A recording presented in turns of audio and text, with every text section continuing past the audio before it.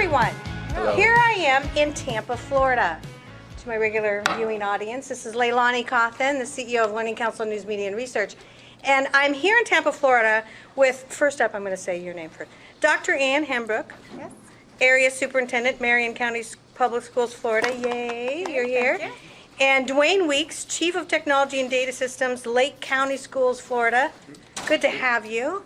Dr. Matthew Hoff, Director of Virtual Instruction Programs, Hillsborough County Public Schools.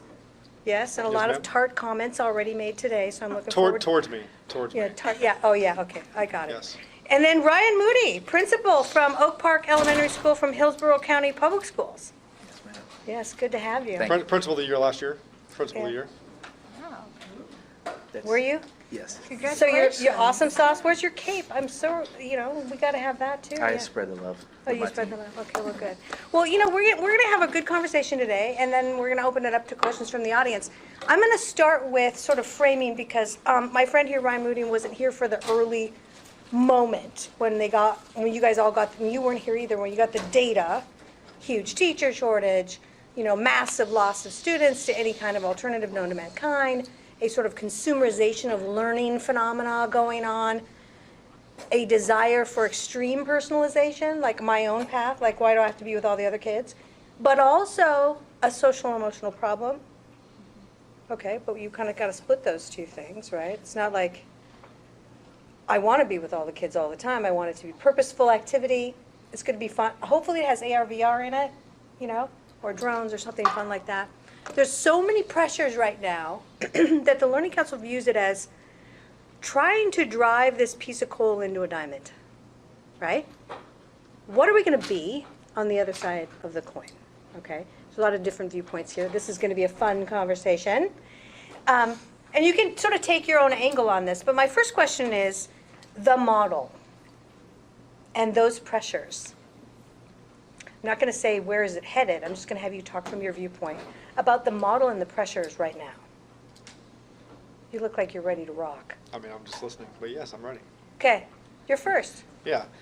So my role changed in June of 2020 after COVID hit and schools had shut down. I was very happy being an elementary principal and loving what I was doing and loving my school.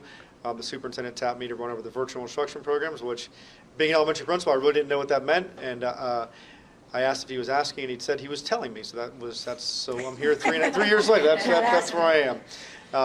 But it's been a unique ride to learn the differences of the virtual world. For folks who are in secondary, they know that kids take virtual courses all the time. Home education's under my umbrella. And when I first got this job in 2020, there was around 6,000 kids in Hillsborough County that were in home education. It ballooned to about 15,000, in the middle of the height of pandemic. Most of those families were not in home education for the home education purpose. They were there because they were either scared of COVID or just didn't want to be in school. That number's leveled off between 11,500 and 12,000 now. That's still a whole lot of families, double than what it was, pre-pandemic. They can choose whatever avenue they want, and we don't always know what they're doing. They submit yearly annual evaluations, but that's the true definition of going your own route and choosing your own education path. As for, I know we talked about hybrid logistics, but the hybrid we're used to, in our case, is kids, especially in high school, they would go to school for 4 periods, leave for 3 periods, take those courses online, and kind of create their own path. And that happened for years in Hillsborough County, but it's really ballooned because once parents got a chance they got a taste of having their own menu. They really want to try and pick and choose. And at one of our tables earlier, Ryan was talking about how we were saying how education is not the most flexible, industry. We're like, this is what we do and this is what we've done. Not to say it's right or wrong, that's just what we've always done, right? And so how do we make adjustments to fit what we do as a system, but also for the stakeholders that are using our system? Yeah, many questions for you, but I want to do the little round and then come back to that. This interesting. All right, Dwayne, what is your comment on these pressures and the models? So I definitely think the pressures exist. A little bit about Lake County. One of the things that we did is that probably 2 years previous to the pandemic, we set on, in my role as a chief technical officer, kind of a technical equity initiative to some extent. We had like a lot of districts, we had like 1 or 2 schools that were one-to-one, and everybody else had whatever was left, right? And at least that's what it felt like to the students. And that is a powerfully unfortunate message to send to students, that if you're zoned for this school, you get all the good stuff and then nobody else does. In year 2, we were rolling it out to the high schools when the pandemic struck. And so one thing that I think is very, very important is I have an actual unbelievable gift in Lake County schools, which is that we have a hardcore common instructional vision. And so what I mean by that is that we read, write, think, and talk every day in every class, period. Like if somebody goes through an evaluation, that's what we expect to see. And then we also kind of subscribe to something known as, in Lake County, the instructional framework. So when it came time to build these digital tools, it was very, very easy. Like I didn't buy a bunch of tools just because they were neat.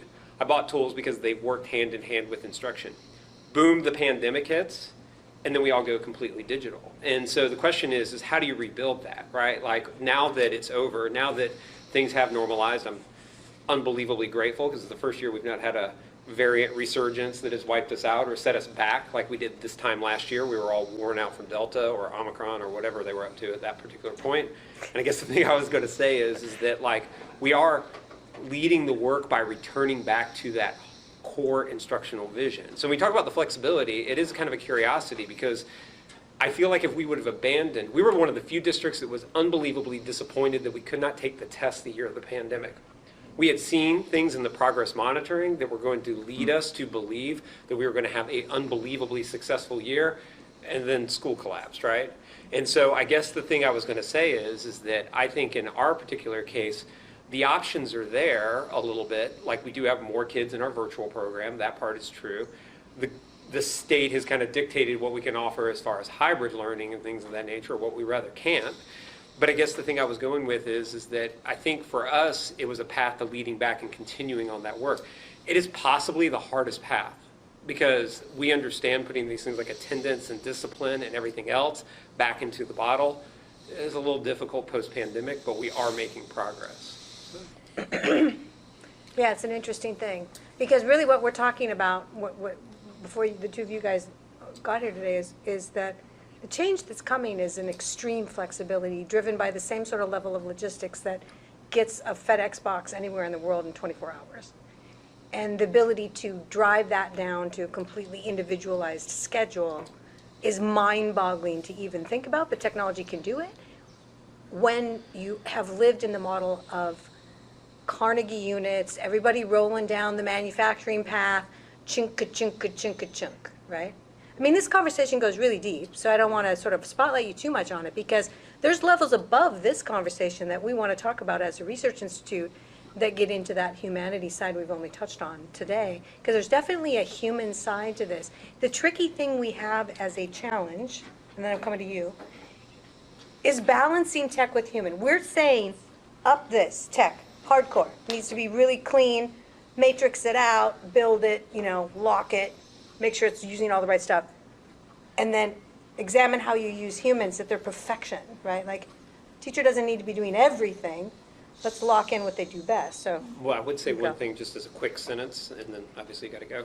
But I think the thing is that I personally believe, as somebody who started out as a social studies teacher, if the instruction takes a backseat in any way or shape or form to the technology, then we have failed as educators, period. no, I don't. So, like, I'm not saying I disagree with that. So I'm I saying think it's very important to make sure that whenever we're building the efficiencies and the individualization and stuff like that, the instruction has to come first. yes, and that is what we were challenging today when we talked about models. Like, what is that? Mm-hmm. What is the definition of teaching? Is it standing in front of the room while everybody does all their reading? Okay, so that's what we were challenging. We were challenging down to the minutia of the time, right? Okay, you go. So models, right? Yes. So interesting. I actually moved back to Florida right in August of 2020. So right after the pandemic. Wow. Closed. And one of the things that I look back on, and we actually talked about it in our last tabletop, is that this is our opportunity. We had the opportunity, 2 years ago when the pandemic hit, to really change education and to really leverage technology with strong instruction, right, to my colleagues' points. to really provide students with what they need at that moment.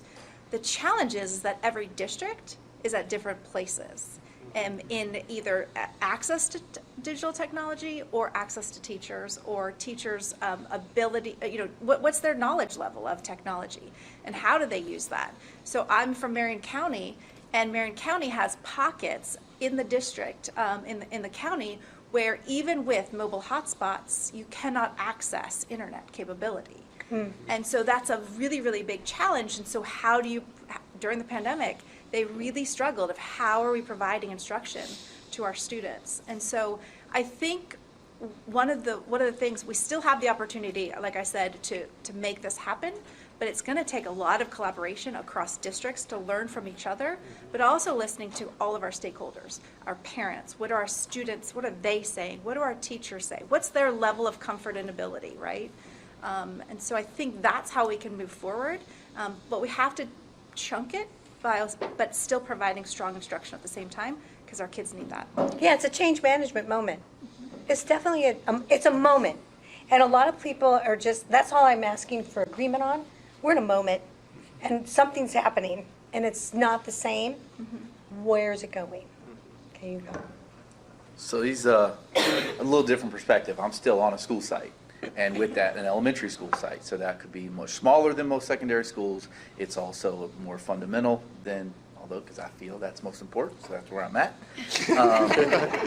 But they're coming with a district perspective from an entire district to a portion of the district to a particular area of the district who probably works with the hierarchy. What Dr. Hembrick said, big problem is, she said we all need to work together. We don't do that in education. Starting from the people who make the biggest decisions, where finances go, what's allowed, they're not even working in education. So they're making those decisions, which goes down to the leadership. The boards and the counties. The state, the yes. board. So And let's not we're- even bring up the feds, yeah. well, yeah, and I'm gonna get into all that. I do what I do. But, so then we're going down to, we talked about the personal level. So now, right down to every elementary school or preschool or wherever, you're still dealing with the leader at that site. Since we don't have a way of work, we don't have a system that we can all agree on, because somebody wants to make their position look more important to someone else's so they can keep that job or get this funding or land that grant, and we forget we're all supposed to be in it for the students. You're making a great point. You're making a really good point. Okay. I'm gonna let you finish it, Okay. and then I'm gonna say why. Okay. So now we're dependent on the leader at every site. Although we want great leaders at every site, we want great teachers at every site, that's a constant battle. So we're always going to try to improve that. But once again, every level that goes down, from your superintendent to your area leaders, right down to your principals, we're relying on that leader. And either if that leader gets moved, things fall apart. Or if that leader is more innovative than the one, you have one school's ready for a move, one school's not ready for a move. So until we can all realize that we're supposed to be in it for the students, we can't make these dynamic changes that could literally change the face of the future for our students. We're stuck in What the adults want. what we've always done. Yeah. Right, okay, what the adults want to do, and those adults aren't remembering who they're serving. We are servants to our students, and we forget that when we can't put ourselves aside. There's not a person in education doesn't know we need to catch up with the technology movement. Yep, I But know. it's almost like we're making no movement. So now we're just going to let that gap keep on going until I retire or someone else gets elected. You're waiting on, what is it? You're waiting on that Superman to come. We all have to get together to make it happen. People who are the CTOs, with the person who runs the digital, who are the person who oversees countless schools, to the person who runs the school. We all need to be on the same page. I love what he shared about, they know what's important at their county. But we need to know that in education as a whole. Yeah. I know there's different pockets all over the country, but ultimately, we should all be pushing for the same thing. Yeah, you To should. prepare our students for a ever-changing future, and we need to be on that page together. Yeah, and the reason I think it's so important that you bring that up, and I want everybody listening or watching, this video later, is what you're really admitting to is the fact that every teacher in America is taught to be a universe to themselves, right? Their source, they're going to go run they're going to run a classroom, and they're going to be behind that door for a certain number of hours every day on their own, most of the time. And then they rise up the ranks and they run things and argue with the boards and stuff like that, right? But they're not taught to be part of a group in the same way that a lot of other industry is like you're all pulling on the same team, like an oil rigger. Like, if you've ever seen how they rig oil rigs, it's like a lot of people working together and blah, blah, blah. And if somebody screws something up or wrenches it the wrong way, it could blow up and everybody's based at the same time, right? We're not taught in education to be working as a team very much. Are we allowed to push back on the host? Yeah. Oh, yeah, you Okay. can like scream at me. Just don't choke me. Not gonna do that. Yeah. So that goes back to my point of relying on the leader. And no, everyone knows, any interview I've given, it's all about my team. Okay. But, so I want to push back So on maybe that. you're running a good team. Is that what you're saying? I'm running the best team. Oh, I see what you're saying. So at a school that the state team has called the worst school zone in the state, at a school that was a double F due for shutdown, who then in 2 years turns around to the highest gains in the state of Florida for a public school. Amen, that's Then great. last year gets the first B grade in school history. In a time where everyone's fighting for teachers, I'm fully staffed with a list at my desk of people that I want to bring over. That's because we are a team. And when you come to the interview, you already know what's expected. It's not about Leilani, it's not about Matt, it's about what Oak Park expects. I tell them it's got to be a good fit for us, but it needs to be a good fit for you too. I don't want to have a conversation in October. But that's leading. You're leading, right? And Well, that's what he's saying. The team approach. The leader matters. Like the leader. yeah, the leader definitely matters. And like And our motto is all in. wherever Ryan Means would no- go, whatever your people are going to position follow is. Ryan Yeah. wherever he goes, right? He's someone who someone's going to follow. If he was a different school, or if he went like Oak Park, they couldn't staff Oak Park until Ryan got there. Like Oak Park wasn't staffed. Oak Park was struggling. Ryan shows up, people followed Ryan there. Then he's not even getting into logistics of his school was supposed to shut down. The superintendent came in, and the state was telling Addison that the school was shutting down. Mr. Davis came in, told the staff the school was shut down. Every teacher transferred. They were gone. The first year, Ryan had a full staff. The entire staff transferred because the state was shutting it down. AD fought for Ryan. The school stayed open, but the teachers were scared to come back because they didn't know if it was going to happen again. Ryan retooled, and his grade got better with a new staff. Which is awesome. And I Because do it see is a that. team approach. I do see that. Like, we had Superintendent Eric Godfrey out in Buckeye Union in Phoenix. Similar situation. He got into that role out of a coaching job, right? He was a coach. I'm a big sports guy. See what I'm saying? Not necessarily the same kind of leader needed everywhere, but Yeah. we're definitely in a moment of leadership, but we're also in a moment of willingness So- to lead, and teachers don't want to be parts of groups. They just want to go in and close the door. And they're like, I gotcha. I'm going to do everything you say, and then they don't really do it because they're waiting you out. So to build on that for a second, I think one of the things that I'm hearing in your conversation, like this guy is clearly a rock star at his school, and education is lucky to have people like that. I will make the argument that education's got some of the best people going, Yes, period. yes, it's Like, true. because nobody's doing it for the money. The thing is that, maybe a few. But I guess the thing I was going to say is that, again, it goes back to the leadership at maybe possibly the district level. One of my mentors said something that is very, very honest. It says, to be clear is to be kind. And what they mean by that is that when I'm clear with my expectations of what we're hoping to have, people will like that. I think with the pandemic, and some teachers, if I'm being honest with you, even see this as the technology has created a bunch of confusion to some extent. Like if I'm just going into a classroom and all of a sudden I'm presented with a bunch of devices and there's not a clear instructional vision, then my question as a teacher is, A, what do I do with it? B, is this going to take over my job? C, are we just using programs to teach kids? And in fundamental things, that becomes a very slippery slope where then all of a sudden you have those people.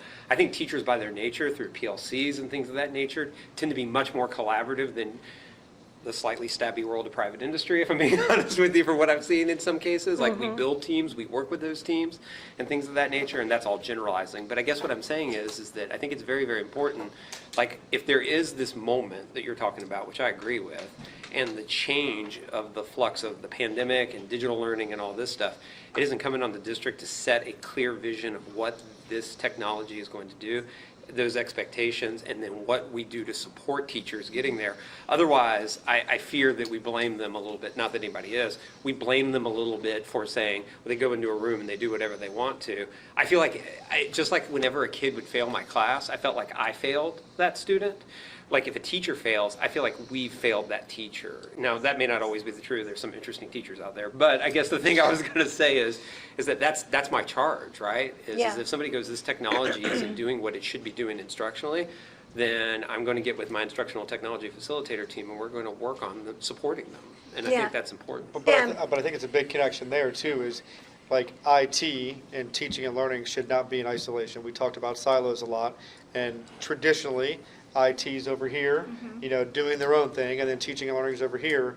But So I'll speak complete heresy on how you fix that fast. Because like I've dealt with that my entire life in like at a district office, which is like 9 years or so.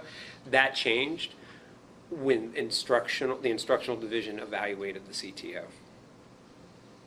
Yeah, and Well, that, I mean, you were in that line of command. Correct. Okay. but the I'm, CTO reported to the, You will see a direct alignment then. yeah, I mean, I would well, let's take these comments down the road a little bit. I like to be a one-upper and take it deeper. I'm good at one-upping. Yeah. So structure then, now this is a different level of structure as a conversation. I'm coming to you next. Because the conversation about, that these need to come together. Yeah, you have to have a leadership plan that actually pulls that together so that tech and curriculum aren't in general setting big generalities, like roughly this is what we want, it's all rough, and then it all lands here on the bottom. Teacher doesn't know really everything that they want to do. Like, I really am a strong advocate right now. This is why the Learning Matrix special report, leading the Learning Matrix, that you have to lead the vision into really some pretty refined things, right? Like, which software are we going to use for math in sixth grade? Which language piece for remediation? In other words, lay the tracks, right? Everyone for themselves with general guidance is still everyone for themselves, so. So I think structure-wise, it really goes back down to what I was talking about earlier about what is the ability level of the teachers. And I do believe that technology and curriculum instruction, they should be under that same department structurally in a district, because the technology are the experts about how to use these devices truly for engaging of students, because we are servants of students. Students come first. And our teachers come from a wide range of backgrounds in today's world, right? They're content experts, they're pedagogical experts, right? They know their pedagogy. How can we help them use these tools to really engage that learning and really take student achievement level to the next success? So I think structurally, you've got to get those two teams together to create a plan of action that is specific to that district. And that's why you also though need to listen to the leaders, listen to the teachers, listen to the parents. What is it that they're needing? Some of them were successful online learning for their students, right? Some students are more advanced technology, but some in some districts aren't. So you have to meet them where they are. Yeah, you're kind of riding a bucking bronco. This is a moment. We're going to go back to that word. That's my key word of the day. Your comment. I love what she said, bringing the two together. So even above those two departments getting together, blending with what you said, we can't have 88 choices. I'm just speaking for Hillsborough, over 200 schools, 227,000 kids. There's so many holes because of all different situations, thousands of them. I don't focus on that. I focus on closing those holes, closing those gaps, and getting kids where they need to be. But I'm okay with asking friends, colleagues, supervisors, hey, what's worked, what hasn't worked? Yeah. If I met with someone and they wanted to sell me, they need to prove to me that it's worked. I'm not here to be the guinea pig. I'm here to be the game changer. But if we can't decide on something, here we go. You have to be able to put your name on something. If I mess up at school, I get in front of my staff and I apologize for my mistake, but they know we're not going to do the same thing again and we're not going to quit, so I can move forward. I have a small elementary school. But as you move up through the ranks, I feel like my superintendent, as today, was probably one of the most aggressive superintendents you would find. But every time he tries to make an initiative, he's stopped by someone else. And I'm not pointing the finger at one place, because there's countless along the way. I feel like he wants to streamline things, and then we can't as a district because of all the other There's hurdles. law, and there's this, and then I mean, that's somebody just a else says, start, I'm not right. doing it, and yeah, I got it. So if we don't hone in on what we want to use as a district, say for phonics in elementary school, there are some amazing programs. Yeah. But if we were all using it, we would continue to get better at it. Yeah. Teachers could be trained, and then 2 years later, you're not retraining everyone again. 20,000 teachers, you can't retrain them every 2 years. But if something's working, let's go with it. Let's say we're going to do it, and then obviously measure it along the way. But if it's working, let's use it. And I think sometimes that, like, this is something that we live and die by. Like, perfection is the worst thing that you can have in your mind to some extent, because you just won't get there. It will No. poison everything that you do. No. And I think Yeah. one of the things is progress is achievable. And I think one of the things is that, like, when you talk about the selection of apps, I struggle with this. We've narrowed down considerably the amount of apps, simply because, like, if you have 800 apps, how do you know which one really works? Like, and I think if you move 80% of the people to 80% fidelity and something is decent, then you're going to see progress to some extent. Like, I just think everybody wants that silver bullet, which is going to solve everything, and it's not there. And then when they see the slightest disappointment, I think it's called the hype cycle. It's like you get way built up, and then all of a sudden it's like, oh, something bad happened, and you're down in the doldrums. And I think that is a real problem, but doing something is definitely better. And I think you can be strategic about what they use. There's a lot of research that will kind of point you in those directions. And if I may add on to that, teachers want to do well. Yes. They want Absolutely. their students to be successful, and they want to feel success as well. And so if we can provide them with a narrowed down toolbox of here are the resources that you're going to use that are technology, or even just instruction, right? We give them those tools. When we see that progress, we have to stop and celebrate their success, because that's going to, give them feedback and going to drive their motivation and drive to take on some even further challenges.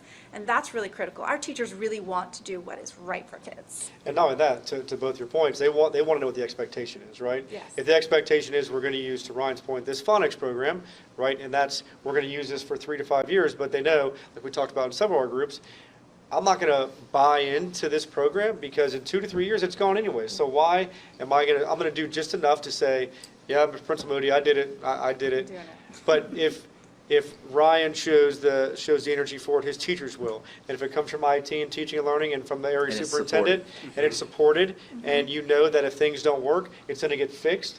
All those things go hand in hand, and teachers don't have to worry about getting retrained and getting like a report, something as simple as like inputting report card grades. We've switched report card systems 4 times in like 6 years. And so teachers are like, just tell me what I got to do. Like, just tell me where you want the grades and I'll put them there. But it becomes like overcomplicated. That's on top of all the stresses and everything else. They're like, I'm done.